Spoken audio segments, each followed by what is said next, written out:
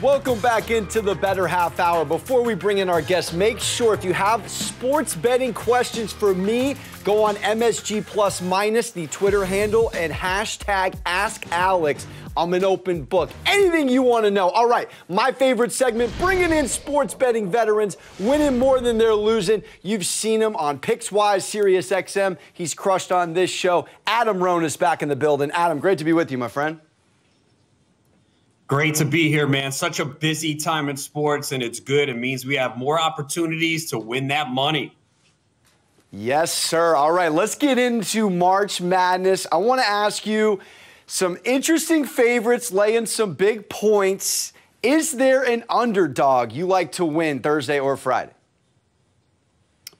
Yeah, with the big numbers, I don't see it. You know, I like North Carolina. I know they're only getting 2.5, but they're playing really well. They can cause some problems for UCLA. You know, North Carolina's been really impressive in the first two games. Obviously, they almost blew it against Baylor and won in overtime, but, you know, Brady Manick got ejected, Caleb Love in foul trouble, and they still survived that. So they've been one of the best teams through the first two games of the tournament. And UCLA has some questions with Jamie Jacquez. We'll see if he's going to play. We still don't know about that with that injured ankle.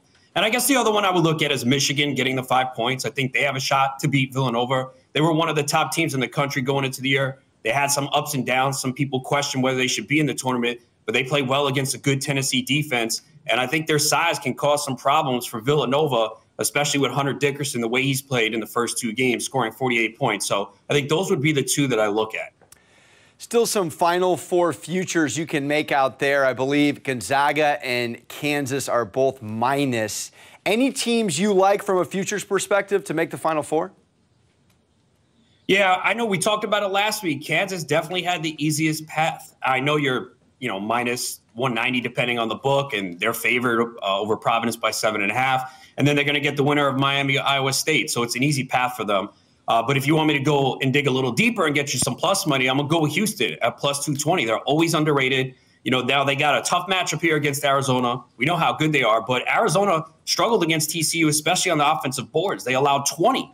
And we know Houston is really good on the offensive boards. They're third in the nation in that category. And Houston is good at forcing turnovers. They play at a very slow pace. Arizona very fast. So if Houston can dictate that tempo and get through this, I think they have a shot. So I'd take Houston at the plus 220 if you're looking beyond Kansas. And going back to Gonzaga and Kansas, no disrespect to St. Peter's. Let's say Purdue gets past them. Do you think Purdue can take down Kansas, Big 10 over Big 12? And then what are your thoughts on Arkansas, who held New Mexico State to under 50 points last round going against the Zags? Yeah, I can't see Arkansas doing anything here against Gonzaga. I mean, Gonzaga got punched in the face. It looked like they were on the ropes, but they responded in a major way. There's a reason why they were the #1 team overall. And sometimes you see that, you get that scare and you survive it. Arkansas is just not as good. They don't have the size. They don't have the shooting to keep pace.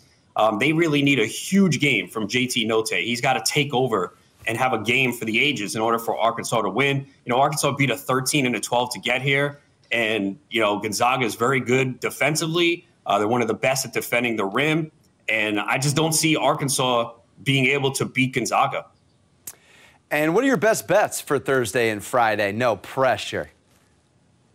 Yeah, I'm going to go with Duke here. They have the big coaching advantage. Everyone's on watch to see if it's going to be Coach K's last game. And I know Texas Tech is a great defensive team, but they really struggle offensively. I mean, they shot 26.7% from three-point range against Notre Dame. So I think you give Coach K a week to figure this Texas Tech defense out. I think they're going to attack the rim. Everyone's been waiting for that Duke-Gonzaga game. We saw it earlier in the year, and I think we get that game. So, Texas Tech's going to see some size here. I think Duke has the guys to go up against Texas Tech and get it done. And I also like the Houston money line against Arizona. I've mentioned before some of the positives about Houston. Again, it's going to be a really good game. I'm looking forward to it, but I think I'm going to sprinkle some money on the Houston money line.